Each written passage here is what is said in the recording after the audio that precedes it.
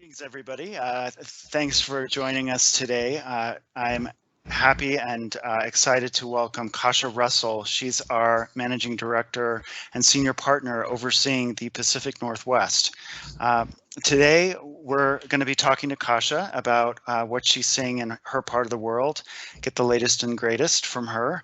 To start out, Kasia, can you paint a broad picture of what you're seeing in your part of the world, in the Portland market, the Seattle market? Give us a little bit of the big picture. Sure. Thanks for putting this together, Rod. I really appreciate it. So it's been tough, to say the least. I would say that 2020 brought an economic shock to both Seattle and Portland that was rooted, of course, in the COVID-19 pandemic, but continued to be layered with so many other challenges. Seattle received significant national attention as sort of ground zero for the first confirmed case of the virus, January 21st of last year.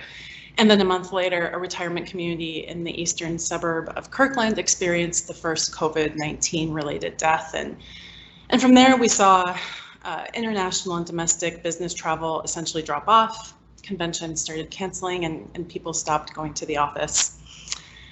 The 2020 Alaska cruise season was shuttered, and when I went to Pike Place Market with my family in July, it was nearly empty. And then there was the self-declared autonomous zone in the Capitol Hill neighborhood of Seattle that was established after the Seattle Police Department left its East Precinct building in response to calls for police reform in the wake of George Floyd's killing. And then in Portland, the economic shutdown, obviously from COVID-19 and a rising population of people experiencing homelessness, nightly destruction from political violence, which was of course separate from the peaceful expressions of racial justice, contributed to just an exodus out of the city. Devastating fires in early September also had significant impacts on travel to the area. Much of downtown Portland remains boarded up today, and issues of crime and graffiti and garbage, as well as an increase in housing insecurity, have all damaged the brand of Portland. So being an outsider living in Colorado, knowing what little I do of your part of the country, I know it as somewhat of an idyllic place. My last visits to both cities were ones where I was impressed. They were places I wanted to move to. What's the timeline for getting Seattle and Portland back to that place? I think it's hard to say what the exact timeline is. There's some serious challenges that both cities face. I think there's been a little bit of a loss of confidence in city leadership on how to best deal with some of these livability concerns. There's very little to no foot traffic at the retail and restaurant establishments, and lack of corporate and group travel has added to a very quiet atmosphere.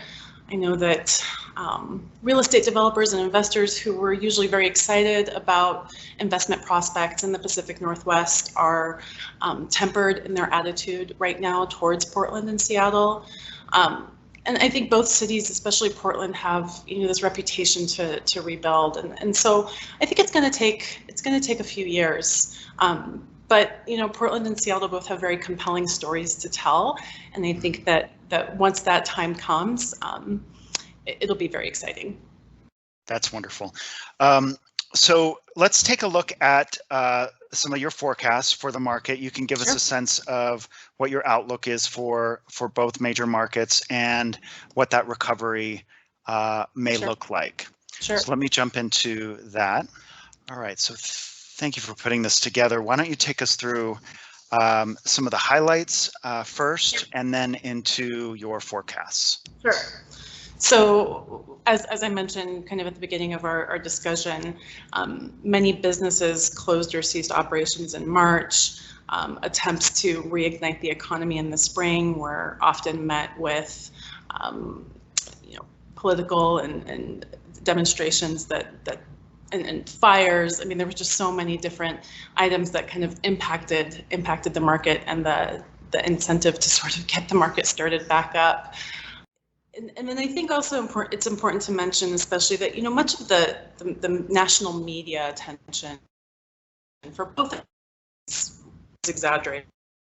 I live in Portland, I'm originally from Seattle, and the way that these situations were portrayed by the national media was overwhelmingly, I would say, incorrect. At the end of the day, people still live, breathe, work in these beautiful cities, and I think that it was especially exaggerated around the presidential campaigns. So I think that's an important note to make here, is that Portland and Seattle are still open for business, and are excited to get back to some level of normalcy as soon as it's safe to do so.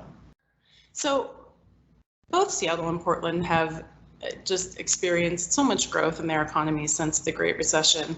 Obviously, Seattle with the growth of Amazon since 2012 and their reestablishment of their headquarters in South Lake Union, and bringing thousands of room nights and office workers into that neighborhood. Portland is one of the top in-migration cities in the United States, with so many individuals relocating for tech jobs into our beautiful city. So we were able to benefit from occupancy levels in the 70s, and really up until 2018 in the high 70s and low 80s. Along with all of that growth, we saw tremendous new supply. Upwards of 6,000 new rooms were added during that time period in Seattle, and about 4,000 in Portland. So by 2019, there was some level of tempering in occupancy, and certainly we were feeling it on the rate side. Of course, in 2020, with everything that's gone on, both cities have experienced close to a 70% decline in RevPAR. Looking forward, slower start to 2021 than we were originally hoping for. So much of the recovery in both of these markets is really going to depend on widespread vaccine distribution. Portland is especially dependent on group travel, and our main convention center is being used right now as a main vaccination site. So we really don't anticipate a significant return to travel to Portland until the second half of the year. And as a result, you see tempered occupancy levels and rate levels. I think the real recovery begins in 2022 and then gains strength in 2023. Okay, perfect. Thanks for putting those together for us. That's fantastic. Why don't you take us through some closing thoughts? In 2021, like I said, we will continue to be challenged through the first half of the year. Widespread vaccine and efficient vaccine distribution will help some of the easing of social distancing and physical capacity measures. We look forward to the return of office workers back in the urban core of our cities. Certainly the lifting of the no sail order for the Alaska cruise season in Seattle this coming June should help bolster some of that tourism activity into our community.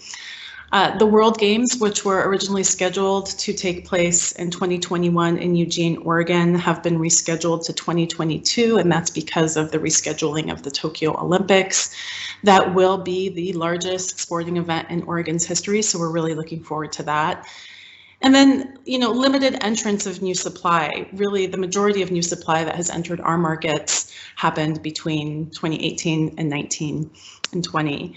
And so there's only a handful of new hotels entering both of these markets. And so I think that should help with the recovery. So I think, in conclusion, Rod, what I really would like to communicate that, while it's been a challenging year, I think Portlanders and Seattleites still hold such a strong sense of pride for their cities. I certainly do.